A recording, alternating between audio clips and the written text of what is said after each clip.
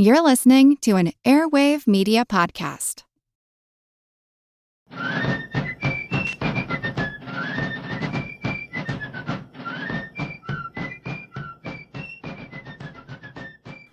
Hey, thanks for joining this special bonus edition of the American Revolution. Earlier this week, we covered George Washington's first annual address to Congress, what we today call the State of the Union Address. And I summarized the main points of his speech in that episode, Congress's response, and the actions that the government took during the year to address the president's priorities. Today, in this special bonus episode, I will read the full transcript of George Washington's speech. It's less than 8 minutes long, but I think it's good to hear the president's own words. Now, while there's no official record, historians believe that the president wrote his address with the help of James Madison, as well as his personal secretaries. He gave his address to Congress on January 8, 1790, just days after the beginning of Congress's second session. It was delivered to a joint session of Congress, meeting in the Senate chamber. What follows is President Washington's first annual address to Congress.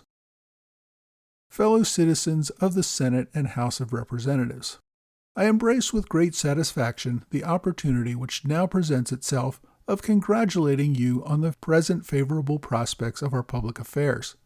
The recent accession of the important state of North Carolina to the Constitution of the United States, of which official information has been received, the rising credit and respectability of our country, the general and increasing goodwill toward the government of the Union, and the concord, peace, and plenty with which we are blessed are circumstances auspicious in an eminent degree to our national prosperity.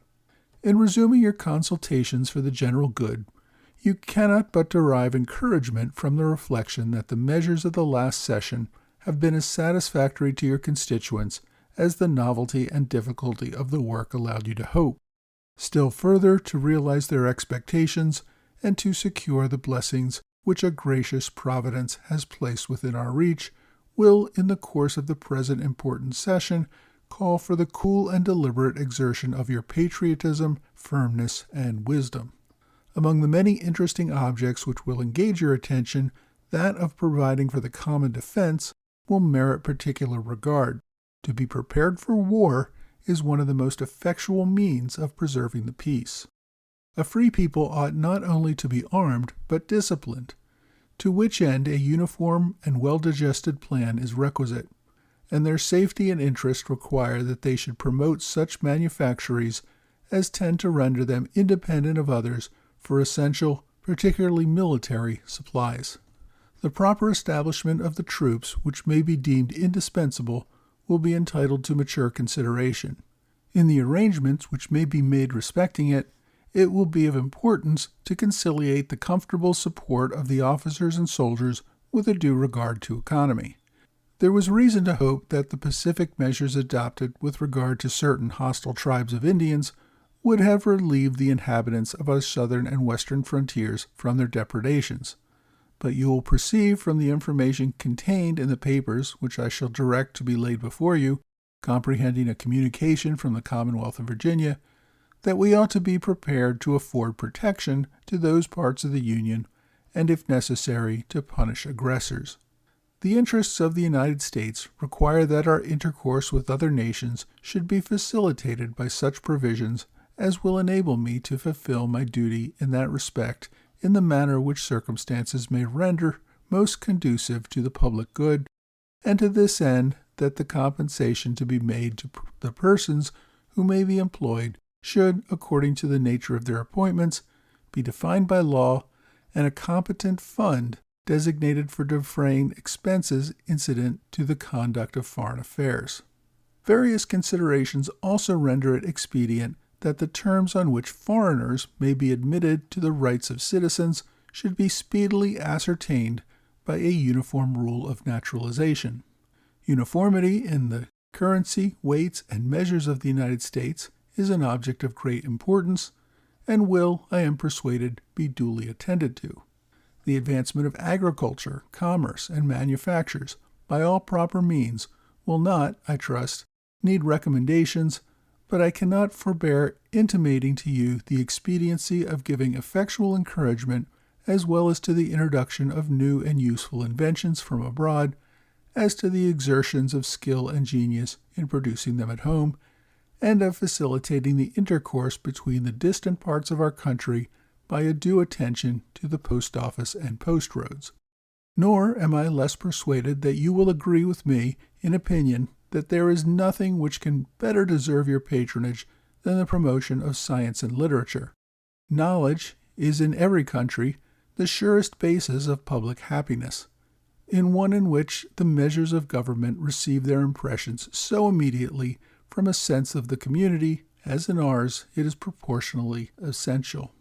To the security of a free constitution it contributes in various ways, by convincing those who are entrusted with the public administration that every valuable end of government is best answered by the enlightened confidence of the people, and by teaching the people themselves to know and to value their own rights, to discern and provide against invasions of them, to distinguish between oppression and the necessary exercise of lawful authority, between burdens proceeding from a disregard to their convenience and those resulting from the inevitable exigencies of society, to discriminate the spirit of liberty from that of licentiousness, cherishing the first, avoiding the last, and uniting a speedy but temperate vigilance against encroachments with an inviolable respect to the laws.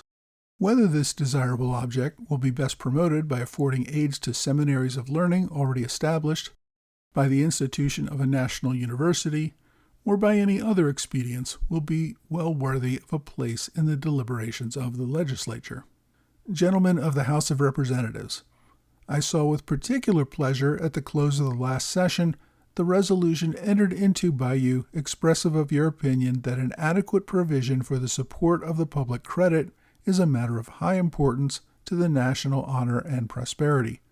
In this sentiment I entirely concur, and to a perfect confidence in your best endeavors to devise such a provision as will be truly with the end, I add an equal reliance on the cheerful cooperation of the other branch of the legislature. It would be superfluous to specify inducements to a measure in which the character and interests of the United States are so obviously, so deeply concerned, and which has received so explicit a sanction from your declaration. Gentlemen of the Senate and the House of Representatives, I have directed the proper officers to lay before you respectively such papers and estimates as regard the affairs particularly recommended to your consideration, and necessary to convey to you that information of the state of the Union which it is my duty to afford. The welfare of this country is the great object to which our cares and efforts ought to be directed, and I shall derive great satisfaction from a cooperation with you in the pleasing though arduous task of ensuring to our fellow citizens the blessings which they have a right to expect from a free, efficient, and equal government. So that was Washington's first State of the Union. After President Washington concluded his address, he gave copies of it to the Vice President and the Speaker of the House. As he departed, he bowed to the members of the House and the Senate as he walked down the aisle between them. The President got back in his coach and returned home with those he had come with. These included the Chief Justice, John Jay, Treasury Secretary Alexander Hamilton, and Secretary of War Henry Knox. He noted in his diary that a great many ladies and some gentlemen called on Mrs. Washington that evening. I hope you've enjoyed this special reading of George Washington's first State of the Union address. This topic accompanies episode 365 of the American Revolution podcast.